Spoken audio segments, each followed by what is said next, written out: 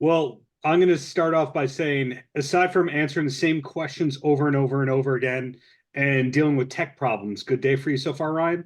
Yes, no real tech problems. I'm good. But yes, good day. Good day. Yeah, big 2024 for you, where you had to keep quiet about a hopeful sign coming out, the Third Eye Blind Shed tour, etc. When did you know that Yellowcard was totally back, as opposed to, yeah, we'll do an anniversary and see how it goes? Um, well, when we got the offer for our tour last summer, I think we immediately felt like it was going to be more than that tour. Hmm. But that's not to say that we knew what that meant. So we're very much in the mindset these days of being excited for what may come, but also being fully prepared to hang it up again if it slows down. Because when we decided to hang it up, it was for real and it felt extremely permanent. And the reasons were Right. uh, very valid. I mean, we were legitimately struggling to fill the venues that we were used to playing, and we were felt like we were putting out music that we were really passionate about that but wasn't really connecting with the fan base at large. There was a lot of internal struggle within the band relationship wise. It was all the reasons why you say, all right, I think we've reached the end of the road. um so nowadays we just keep getting these phone calls and offers, and Right. you know and every one of them is just like more mind blowing than the last. When you get a phone call um saying that you've been asked to be direct support for one of your all-time favorite and most influential rock and roll bands. That's, to be honest, that kind of stuff didn't happen for Yellowcard even when we were, huge in the early 2000s. Um we I don't think we were um ever really seen by by anyone other than, you know, our most devoted and most core fan base as anything other than Ocean Avenue. And that's fine. Ocean Avenue is the reason we're here. It's the reason I still have a job. But I think we didn't really get any opportunities that we didn't sort of make for ourselves, or that weren't connected to things like Warp Tour, which we've always been so grateful to Kevin Lyman and the Warp Tour for what he Right. did for our career, and the opportunities that provided us. But getting offers to tour with huge influential bands, um, to play Good Morning America. This kind of stuff wasn't happening back then.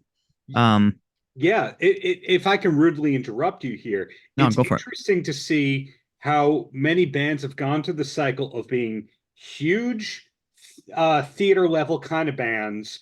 The next Mm. album doesn't go as planned, whether it's A&R or Changing Tides or Internal Strife. You go away, suddenly 5 to 10 years later, you come back and you're bigger than you ever were, and you don't know why, but that leads to the annual Shed tour.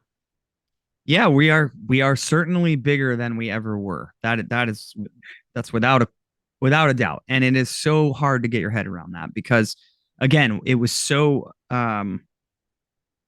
for lack of a better word, it was just so dark at the end. It Yeah. felt so necessary to step away from the band and not like, let's take a breather. I mean, it was like, dude, this is we're beating a dead horse here. Let's call it. Um, so to come back like this and have it be, um, the venues and ticket sales and everything else bigger than they were in 2004 when we had like a top 10 radio hit at top 40 radio. Um, how do you explain that? I just don't. I don't. I mean, everyone will give you hundreds of reasons. Fans have more money to spend now. They have kids they're bringing to the shows. All this. That does not equate to three, four, sometimes five times the amount of people that we would play for in a market were coming out to see us this summer. Yeah. Um, I think the San Diego House of Blues cap is like 1,300 or something like that, maybe 1,600. We sold 8,000 tickets in San Diego at Petco. That's not just people's kids coming with them to the shows. So it's there are people that are showing up to see us for the first time. I think more people are seeing us for the first time than not at these Mhm. shows that we just played. That is super inspiring and super cool to see, because I feel like that means we are at the beginning of something. This isn't um, just a resurgence, just a revival, just a reunion, as you put it. Like, we thought that's probably what it was going to be, but then we got on the tour and realized how many people were coming out to see us for the first time, and and the fact that we played the shows and it wasn't just people sitting around waiting to hear Ocean Avenue, because it could have gone that way too. When you have 6,000 people more, in San Diego than you normally play for, you'd assume they're coming and they're like, I know this band because of that song, but not at all. The whole show, um, every night was so connected with the audience, and um, it felt really special, and it felt again like we're sort of standing at the starting line of a new chapter. And I Yeah. think this is going to go a lot farther than just the 20th anniversary of Ocean Avenue. Where I see this going, if I can project, is growing up on Long Island, where there's Jones Beach, where you're playing this summer. We kind of get used to seeing the A and B column when they pair the bands together. So they go, okay, who are the Doobie Brothers touring with? It's going to be Doobie Brothers and REO Speedwagon, and it's going to be Kansas and Styx. I think in a couple of years it'll be like, okay, who's Yellowcard touring with? It's going to be Yellowcard, the All American Rejects, Mm-hmm. and All Time Low. And then Mm-hmm. those are going to be the tours that are populating that calendar. So that's Yeah. a good thing. But related to all that, when did you learn how to play for amphitheater kind of like crowds? Because, of course, you're on okay, you can only do this many minutes, and these are your lighting cues and all that kind of stuff. It's more of a Mm-hmm. scripted show, and that's a different skill set for a front man. For sure. We've always, for a long time, we have an incredible lighting technician. His name is Cody James, and he came out and started working for us very early in his career in 2012. And we basically hired him. Just we couldn't afford to carry any lights, but that year was a pretty good year for the band. That was the last really good year before we started heading sort of backsliding down to the eventual breakup of the band. But the fall tour in 2012, supporting Southern Air, was a really good lineup, and did really well ticket sales wise. So we brought Cody in just to run the house lighting rig. We just, so that we were not in the dark when we shouldn't be, and had some lighting cues on parts where the crowds would sing and things.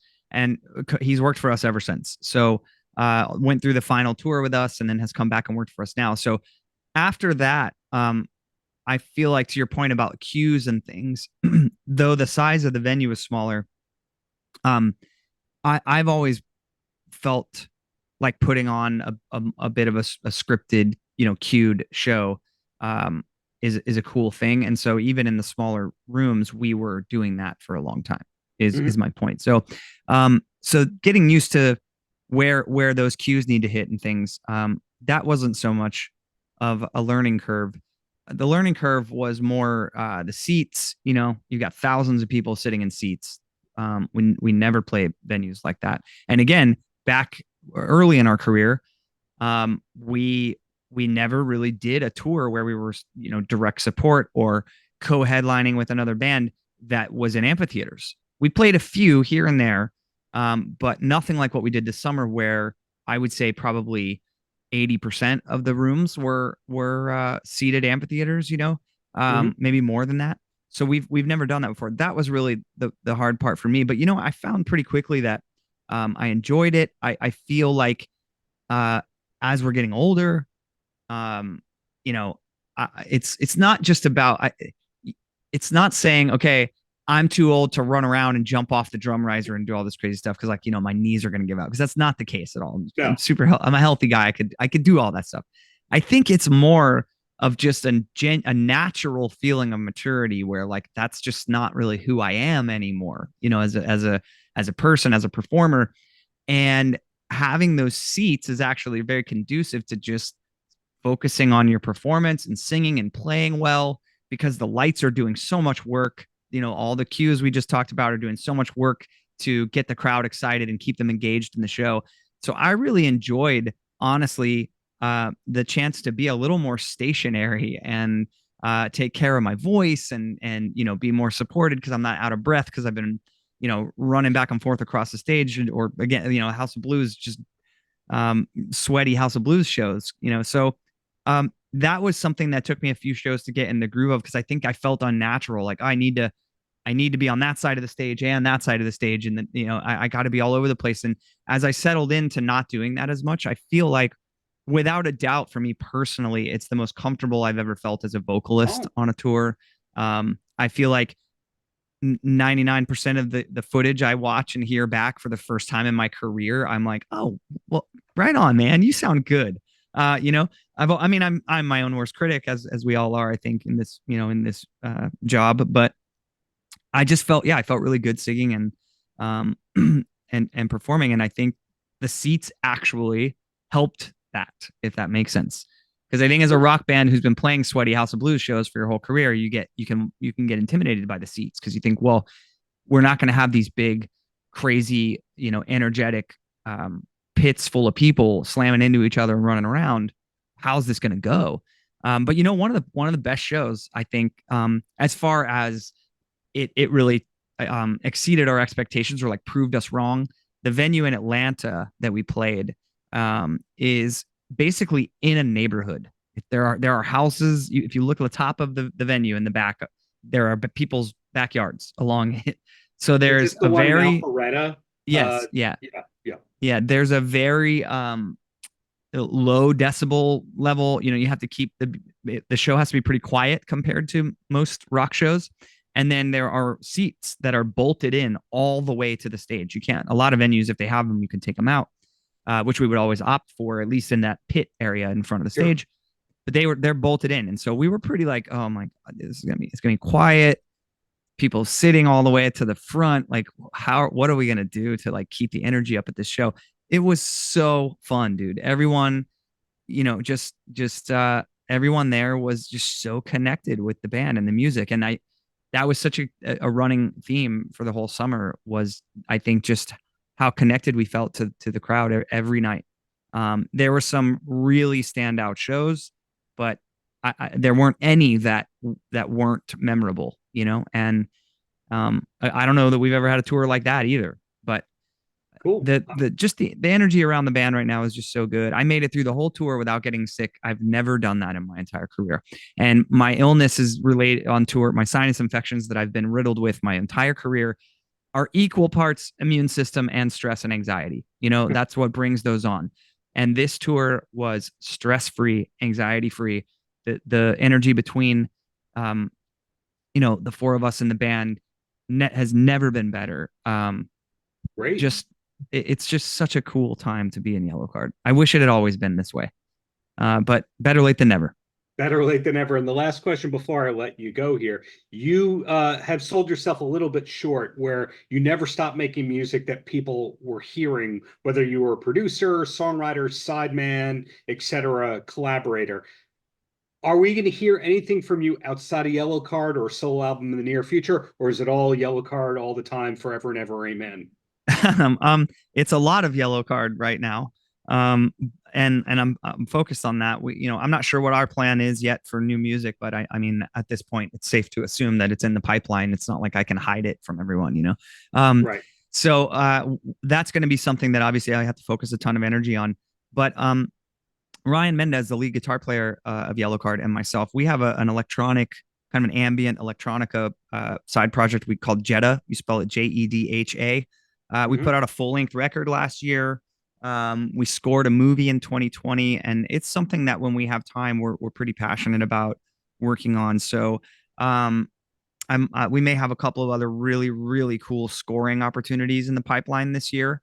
So we'll be working on that, and we're both hopeful that at some point we can make some new Jeddah music too. So as far as me putting out something on my own, I think as a vocalist, now that I'm sort of back doing Yellowcard, that's where I'm gonna put my focus, and not really be trying to push songwriting on my end.